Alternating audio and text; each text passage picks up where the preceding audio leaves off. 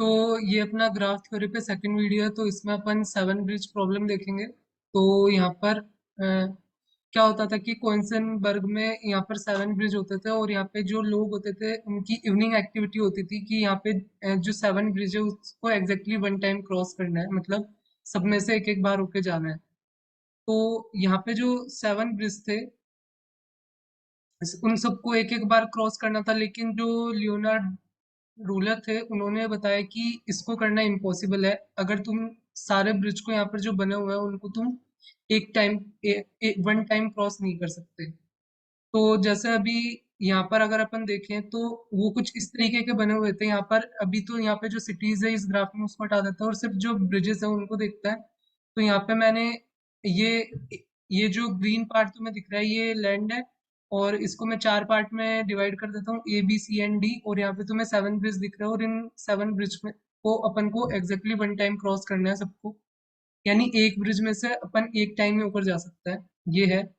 तो A B C and D ये चार पार्ट है, तो यहाँ पे मैं उनको ये सर्कल सर्कल में डिनोट कर देता हूँ। यहाँ पे इस तरीके से अपन ने कर दिया। और जैसे ए एंड बी के बीच में अगर कोई ब्रिज है तो उसको मैं एक एज के थ्रू यहाँ पे तुम्हें दिखा दूंगा। तो जैसे यहाँ पर बी एंड सी के बीच में एक ब्रिज है तो वहाँ पे मैंने एक एज बना दिया। एंड वैसे ही ए एंड बी के बीच में दो ब्रिज है तो यहाँ पर दो एज बना दिया। बी एंड डी के बीच में दो ब्रिज है तो यहाँ पर अगेन दो एज से उनको कनेक्ट कर दिया। और इस तरीके से बाकी सेवन ब्रिज है तो यहाँ पर सेवन एज मैंने ग्राफ में बना दी। अब अपन को क्या करना है, ई ई ईच एज है उसको वन टाइम यहाँ पर अपन को मतलब उसमें से होकर जाना है। तो ऐसा जो पाथ होता है ग्राफ में कि अपन को सब में से सिर्फ वन टाइम होकर जाना है, उसको ऑयलर पाथ बोलते हैं। क्योंकि ऑयलर ने सबसे पहले ये बताया था इसलिए उसको ऑयलर पाथ बोलते हैं। यहाँ पे अपन को ईच एज को से होकर वन बार जाना है। तो अभी देखिए तो यहाँ पर अगर मैं किसी एक पॉइंट से मुझे स्टार्ट करना पड़ेगा वॉक करना उस पाथ वॉक करना, तो उसको मैंने स्टार्ट पॉइंट बोल दिया, और जहाँ पर एंड करेंगे उसको फिनिश बोलना है। तो अब स्टार्ट और जो फिनिश है उसको मैंने यहाँ पे इस तरीके से डिनोट कर रखा है। और बीच में अगर तुम एक पॉइंट लोगे तो तुम वहां पर एंटर करोगे तो तुम्हें वहां से निकलना भी पड़ेगा। फिर अगेन तुम मान लो तुमने किसी ब्रिज पर एंटर किया, फिर वो जो पॉइंट था मान लो उसको ए बोल दो। अब तुम ए पर एंटर हुए, फिर ए से तुम बी चले गए, फिर तुम बी से डी चले गए, और फिर तुम किसी और पाथ से होते हुए D to C and C to B आए वापस। सी टू बी आए फिर बी टू ई आए। तो मतलब इस तरीके से क्या होगा कि अगर तुम किसी पॉइंट पर पहुंच रहे हो तो एंटर कर रहे हो तो वहां से तुम्हें निकलना भी पड़ेगा।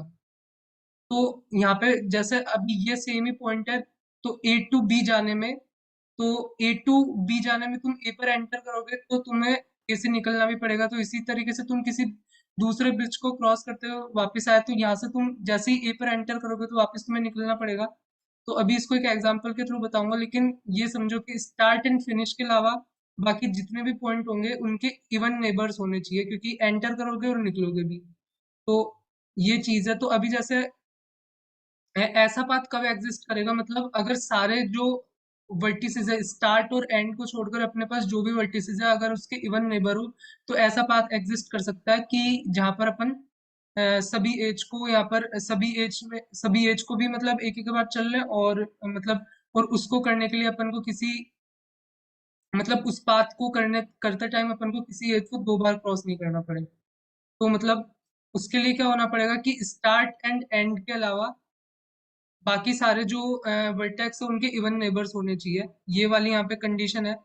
तो अगर अब इस वाले जो अपनी करंट जो सेवन ब्रिज वाली प्रॉब्लम है उसको अपन ने यहाँ पे ग्राफ बनाया, और उसमें अगर देखें तो ए का जो ए के नेबर है वो देखे तो अपन जैसे यहाँ पर बी के साथ दो दो एज कनेक्टेड है और सी के साथ वन एज कनेक्टेड है, तो यहाँ पे थ्री है अगर तुम ध्यान से देखोगे तो।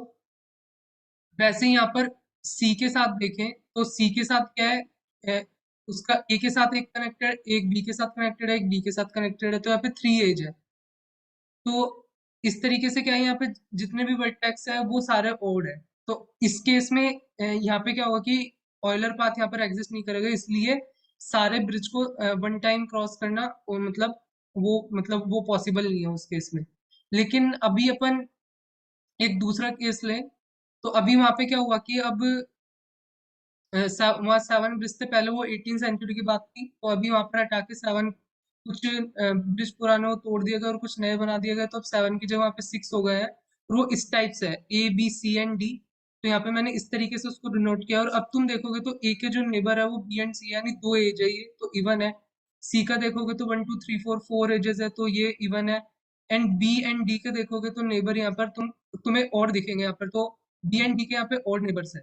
तो अब क्या कर सकते हैं, मैंने बताया था कि स्टार्ट और एंड पॉइंट के नेबर ही ऑड हो सकते हैं, बाकी सबके इवन होंगे, तभी अपन ऑयलर पाथ यहाँ पर ढूंढ सकते हैं इसमें। तो यहाँ पर अगर अपन देखें, मैं जिस बात की बात कर रहा था कि अपन सारी एज को अपन को वन टाइम कवर करना है और सारी एज भी उसमें कवर होनी, मतलब तुम्हें पूरा जो ग्राफ है उसको ट्रेवर्स करना है, लेकिन सभी एज को तुम्हें वन बार यूज करना है उसको ट्रेवर्स करने के लिए। तो यहाँ पर अगर अपन देखें तो बी एंड डी के ऑर्ड है, तो इसको अपन स्टार्ट और एंड की तरह लेंगे। तो अगर अपन बी से स्टार्ट करें तो सबसे पहले अपन बी टू ए गए, फिर ए टू सी गए, फिर सी टू डी गए, फिर D to B to C and C to D. तो अपन ने क्या किया, पूरे ग्राफ को ट्रेवर्स कर लिया यहाँ पर, और सभी एज का अपन ने वन टाइम यूज किया। तो इस तरीके से इस केस में ऑयलर पाथ एग्जिस्ट करेगा।